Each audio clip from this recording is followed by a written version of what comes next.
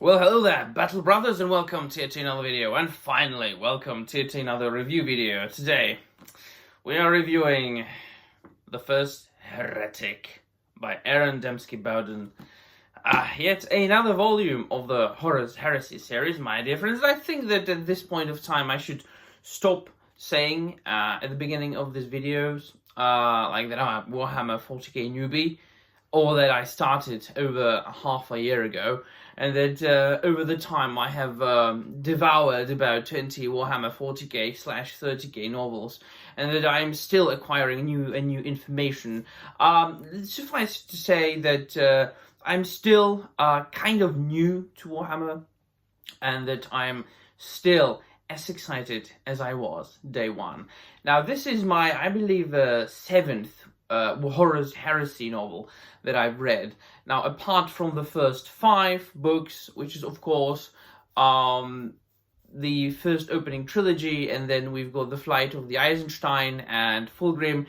Apart from that, I read No Fear, which, like, as far as its publication goes, comes after that. But we know that as far as Horus Heresy goes, it doesn't always goes that it's like published in a chronological order as far as the order of events goes. No, definitely not. This actually takes place before the the Horus Rising book, which is the first volume. About, what is it, like 47 years before that, it's stated at the beginning of the book. So we start with the word bearers, one of the, and there are going to be spoilers in this review, by the way. Should you wish to check it out for yourselves, go. And this one is still readily available. I know I'm complaining quite a lot that the Black Library, they don't keep their older books in print, but this one is still available, so you can get it in its physical form. So we, of course, are following the word bearers, one of the traitor legions that at the beginning of this saga, seems that they are at the side of Horus Lupercal, but it's really those buggers who caused it, from the get-go in the first place.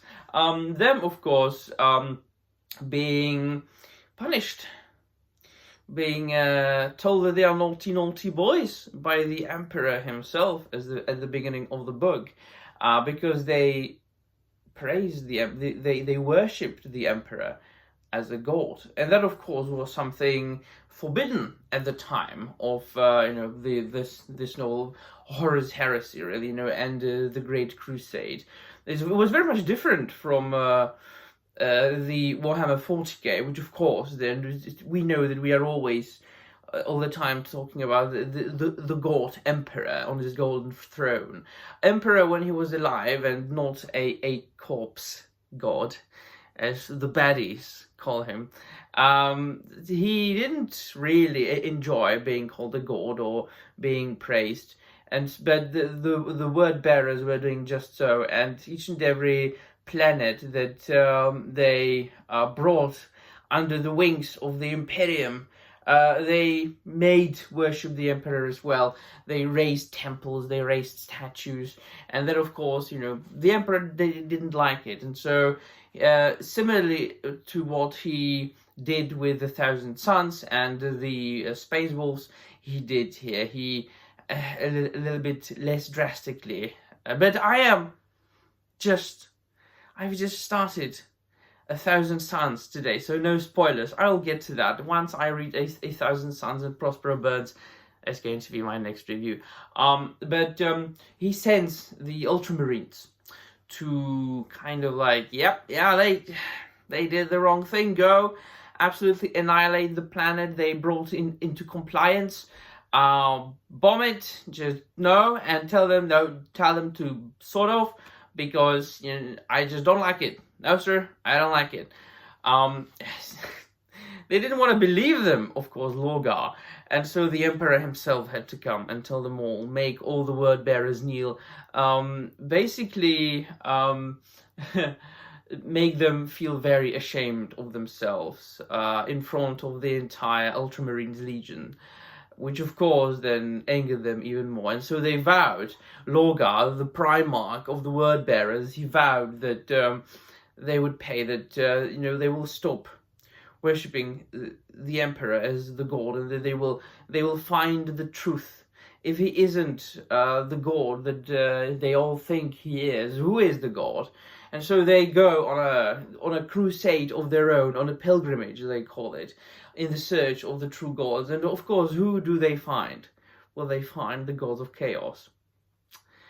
And then things happen, of course, yada yada, and they are corrupted, and they start swaying more legions on their side, to their side.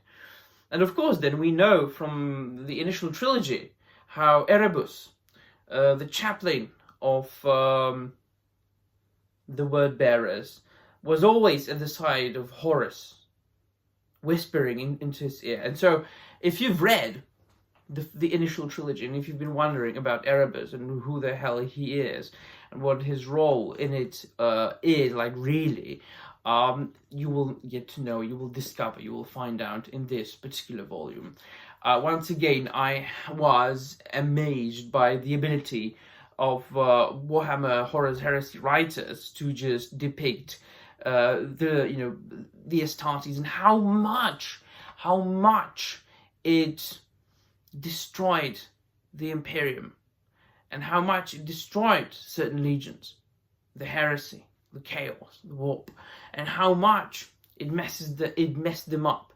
The transition between one of the most loyal Astartes legion into a traitor legions is depicted here in great detail, emotionally.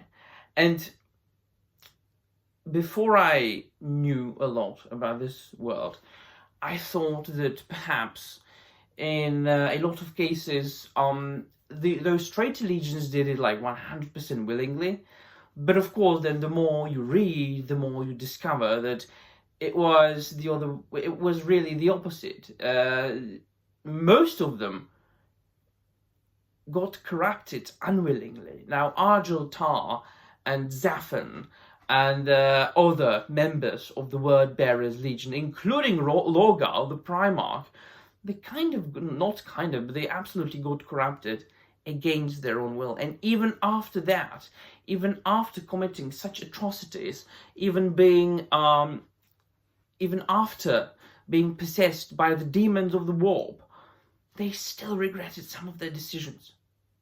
They still kind of, at least partially, did it, all those bad things, Istvan 5, so on and so forth, against their own will. And then, if you read Fulgrim, you find out and you discover that Fulgrim is kind of a fucking dick, and he's like slimy little soy boy of a Primarch. And then you read about Lorgar, and you go, yeah, Lorgar makes Fulgrim look like a symbol and an idol of masculinity. What a whiny piece of shit Lorgar is. What a pathetic bastard. I loved when because there is this, yes, Istvan 5 is retold from the point of view of the Word Bearers, right? And I absolutely loved when there is Konrad Kurz, and he battles Corvus, the Primarch of the Raven Guard. And after Corvus nearly kills Lorgar, and and he's like, "You're pathetic," and he spits on him, and he's like, "Yeah, I mean, just get out of my eyes. I can't even look at you, pathetic piece of shit." So yeah, Lorgar is really a very pitiable Primarch right there. Also, there are hints upon the two Forbidden Legions, which I hope, I hope that, and no spoilers, please, no spoilers, I still don't know a lot of things. Do I really hope that I will get to know more about the Forgotten Forbidden Legions? No, I don't think I do hope, because I love a little bit of mystery in my stories. So this is precisely the right amount of mystery that you know, I like here. You know, the two legions, they were there, they did something, they were purged, and very possibly a huge chunk of one of those legions went into the ranks of the Ultramarines, because quite at about the same time, the number of Ultramarines like tripled or quadrupled or whatever. So this is very good. It goes in time before, like 40 years, something like that, before the Horus Heresy, and then it ends like afterwards. A couple of years, I think, after Istvan V. Absolutely brilliantly written. I was excited to read about more and more Primarchs. Can't wait to. And then, of course, very appropriately, in this particular case, in this particular moment, for my personal subjective experience of this entire matter, right before this, as far as Horus Heresy goes, I read No Fear, which is all about the word bearers taking their revenge on Ultramarines, right? For what they did to them in this book. So it's like, yeah, Jesus, that's good. Good read.